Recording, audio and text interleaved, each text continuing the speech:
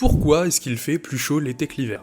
Alors, on pourrait croire qu'il fait plus chaud en été parce que la Terre est plus proche du Soleil, mais en fait non, et c'est même l'inverse. Concrètement, ce qui fait la différence, c'est l'inclinaison de la Terre. Notre planète, elle est légèrement penchée sur son axe, et c'est ça qui change tout. Quand c'est l'été dans l'hémisphère nord, cette partie de la Terre, elle est orientée vers le Soleil, résultat, les rayons frappent plus directement, ils sont plus intenses, et ça chauffe plus. C'est aussi pour ça que les saisons sont inversées entre l'hémisphère nord et l'hémisphère sud. Parlons d'un autre truc qui fait partie de la saison, les moustiques. Personne n'aime les moustiques. Pourtant, on continue à faire plein de trucs qui servent absolument à rien pour les éviter. Par exemple, éteindre la lumière quand on ouvre les fenêtres, tu l'as déjà fait, mauvaise nouvelle, ça change absolument rien. Laisse-moi t'expliquer. En fait, contrairement à ce qu'on pense, les moustiques s'en foutent complètement de la lumière. Ouais, je sais, c'est dur à encaisser après toutes ces nuits d'été dans le noir, mais c'est la vérité. Concrètement, ce que les moustiques cherchent, c'est du sang. Et pour les trouver, ils ont un super radar à CO2. Quand on respire, on relâche du dioxyde de carbone, et c'est ça qu'ils repèrent en premier. En gros, ils veulent du sang. Qui dit sang dit être vivant, respiration, CO2, je crois que t'as capté l'idée. Mais ils s'arrêtent pas là. Ils sont aussi attirés par la chaleur du corps et par certaines odeurs, notamment la sueur. Bref, tout ce qui dit je suis un être vivant, ça leur donne envie de venir taper un trou.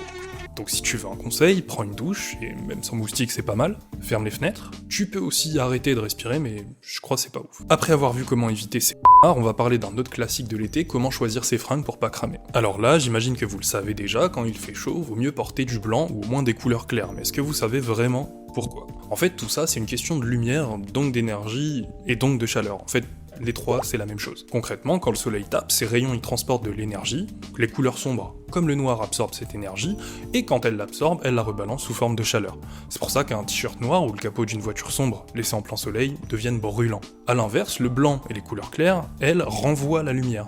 Du coup, ils absorbent beaucoup moins d'énergie, et donc, ils chauffent moins. C'est pas magique, si tu portes du blanc, tu vas quand même transpirer un peu, mais tu seras clairement moins en mode sauna qu'avec du noir. Maintenant qu'on sait comment rester frais dehors, passons à une autre question qui revient souvent quand on va à la plage ou à la piscine. Est-ce qu'il faut se mouiller le cou avant de se baigner ? Ta mère te l'a déjà dit, ta grand-mère aussi, c'est une question qu'on se pose tous en été si ça marche vraiment, surtout quand on voit quelqu'un crier en entrant dans l'eau. Alors, spoiler, oui, il faut, mais attends un peu, on va voir pourquoi, je vais t'expliquer. Avant ça, faut que je te parle rapidement d'un truc qu'on appelle le choc thermique. Dit simplement, c'est la réaction un petit peu violente que ton corps peut avoir quand il passe d'un coup d'un environnement très chaud à quelque chose de très froid. Par exemple, t'as passé l'après-midi au soleil, t'es en nage et d'un coup tu sautes dans l'eau bien fraîche, là ton corps peut bugger un peu. Quand t'as chaud, ton corps se met en mode été. Tes vaisseaux sanguins sont bien ouverts pour laisser passer plus de sang et évacuer la chaleur. Si tu rentres d'un coup dans une eau froide, ton corps peut être pris par surprise, et là peut y avoir des réactions plus sérieuse qu'un simple cri aigu, comme par exemple, donc tu te mets à respirer trop vite, voire à paniquer et tu peux avaler de l'eau sans le vouloir, ton cœur ou ta respiration peuvent carrément s'arrêter, bon alors ça, c'est surtout un risque pour les personnes âgées, les enfants, les gens fragiles. Tu peux faire un malaise, perdre connaissance, et là, si t'es dans l'eau, tu vois le bail. Bref, c'est pas qu'une histoire de confort, c'est aussi une question de sécurité. Plus l'écart entre la température de l'air et celle de l'eau est grand, plus le risque augmente. En gros, s'il fait 35 dehors et que l'eau elle est à 18, plonger direct dedans, c'est pas une super idée. Du coup, est-ce qu'il faut se mouiller le cou avant de se baigner ? Alors oui, c'est pas juste un conseil de daronne ou de grand-mère. Concrètement, le cou c'est une zone très sensible pour le corps, il y a des vaisseaux sanguins qui vont direct au cerveau, des capteurs de température et plein de connexions avec le système nerveux qui gère tout ce que ton corps fait sans que t'y penses, comme la respiration, les battements du cœur, etc. En te mouillant le cou, mais aussi le ventre et le torse, tant qu'à faire, tu prépares ton corps doucement à la fraîcheur de l'eau. Après la baignade, un autre grand classique de l'été, c'est le bronzage. Mais est-ce que tu sais vraiment pourquoi est-ce qu'on bronze ? Alors quand on bronze, c'est pas juste pour avoir bonne mine. En réalité, c'est un réflexe de défense de la peau, elle se sent agressée par les rayons ultraviolets du soleil, qu'on appelle aussi les UV. Ces rayons peuvent abîmer les cellules, accélérer le vieillissement de la peau, provoquer des rides, et même à long terme, provoquer des cancers de la peau. On appelle ça aussi des mélanomes. Alors pour se protéger, la peau active un système plutôt malin, elle fabrique un pigment qu'on appelle la mélanine. Concrètement, ce pigment fonce la peau, mais surtout il agit comme un bouclier. Il se place au-dessus du noyau des cellules de la peau, là où se trouve l'ADN, un peu comme un parasol au-dessus d'un transat, pour éviter que les UV viennent défoncer tout ça. Alors donc plus tu t'exposes au soleil, plus ton corps produit de la mélanine, et plus tu bronzes. C'est une sorte d'armure naturelle, une adaptation progressive pour encaisser un peu mieux les rayons. Mais attention, c'est pas une protection parfaite. Si tu veux vraiment limiter les risques, mets de la crème solaire indice 30 ou plus, et évite de t'exposer entre midi et 17h, les heures où le soleil tabasse le plus.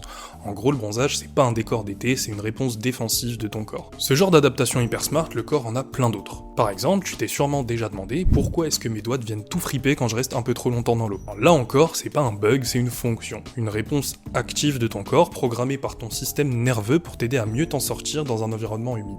Concrètement, quand tes doigts restent dans l'eau un certain temps, certains vaisseaux sous la peau se contractent, ça fait apparaître ces petits plis. Contrairement à ce qu'on pense, c'est pas parce que la peau gonfle comme une éponge, c'est plutôt une réaction contrôlée et voulue. Ces espèces de rides, elles améliorent ton adhérence, un peu comme les rainures sur un pneu. Ça te permet de mieux attraper ou tenir des objets mouillés. Une adaptation utile à l'époque où nos ancêtres devaient chasser, pêcher ou grimper dans des milieux humides. Donc là encore, comme le bronzage, c'est un exemple de comment le corps s'ajuste à ce qui l'entoure pour se défendre ou simplement mieux fonctionner. C'est pas trop soporifique ? Pas l'air convaincu.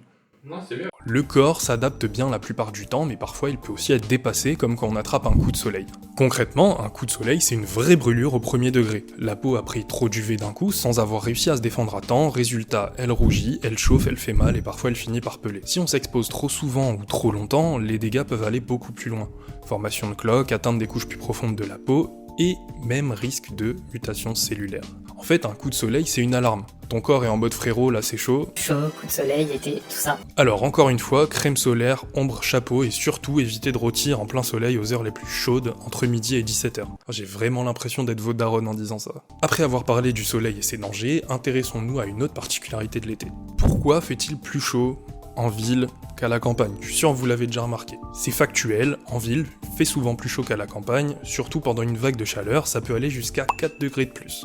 Donc c'est pas rien. Alors pourquoi? D'abord parce que les matériaux qui composent la vie, donc le béton, bitume, briques, tout ça, ça absorbe énormément la chaleur pendant la journée. Contrairement à la végétation, il la relâche lentement pendant la nuit, résultat, même quand le soleil se couche, la chaleur reste piégée dans les rues. Concrètement, à la campagne, c'est tout l'inverse. Les arbres, les plantes, les champs, tout ce qui est vivant absorbe l'énergie du soleil autrement. Grâce à la photosynthèse, les plantes utilisent cette énergie pour produire de l'oxygène, et en même temps elles libèrent de l'humidité, ce qui rafraîchit naturellement l'air. Maintenant, parlons d'un réflexe qu'on a tous en été, boire un grand verre d'eau bien fraîche. Est-ce que ça rafraîchit mieux qu'un café ou qu'un chocolat chaud? On pense tous que oui, mais la réponse elle est pas si évidente que ça. Sur le moment, oui, un coca bien frais, ça fait du bien, mais en réalité, la température de la boisson n'a qu'un effet très temporaire sur le corps.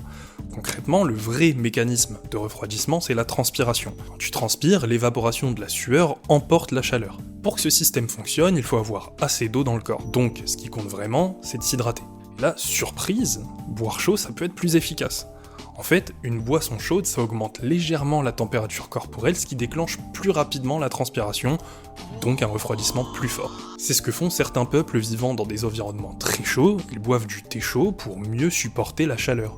Contre-intuitif, mais efficace. Au final, peu importe la température de la boisson, ce qui compte c'est de boire régulièrement pour activer la transpiration. D'ailleurs, si jamais t'es à la plage et que t'as laissé une bouteille d'eau au soleil, je vais te donner une petite astuce qui te permettra à la fois de rafraîchir ton eau, mais aussi de comprendre comment fonctionne la transpiration. Enveloppe ta bouteille dans un linge bien humide et laisse le tout au soleil. En s'évaporant, l'eau du linge va aspirer la chaleur, et rafraîchir la bouteille. Pour la transpiration, l'eau du linge c'est ta sueur, et l'eau de la bouteille c'est ton corps, je crois que t'as capté. C'est un mécanisme très efficace à condition que l'air ambiant permette une bonne évaporation. En fait, la transpiration ça marche juste pas si elle peut pas s'évaporer. Donc c'est pour ça qu'en atmosphère humide, ce processus il est ralenti, ce qui peut donner une sensation d'inconfort et de surchauffe, donc les climats tropicaux en gros c'est très dur à tanker quand on n'a pas l'habitude. C'est l'été, il fait chaud et tes potes te proposent une raclette. À n'importe quelle période de l'année, t'aurais sauté sur l'occasion, mais là, bizarrement, t'es bof chaud.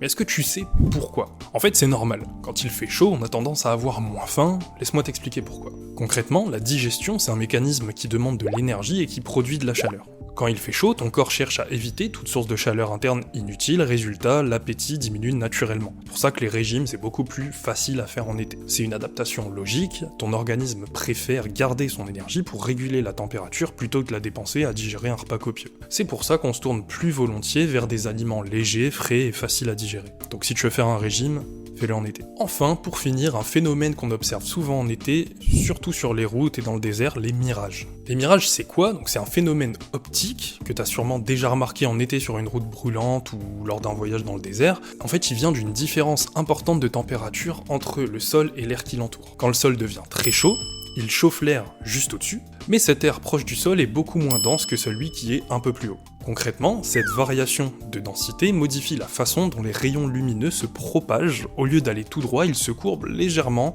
en passant à travers ces couches d'air différentes. Et c'est cette déviation des rayons qui crée une image trompeuse pour ton cerveau. Contrairement à une hallucination, c'est pas une invention de ton esprit, mais bien une illusion d'optique parfaitement naturelle basée sur les lois de la physique et la façon dont la lumière voyage dans notre atmosphère. Abonne-toi si t'as kiffé, on se retrouve pour la prochaine vidéo. Ciao.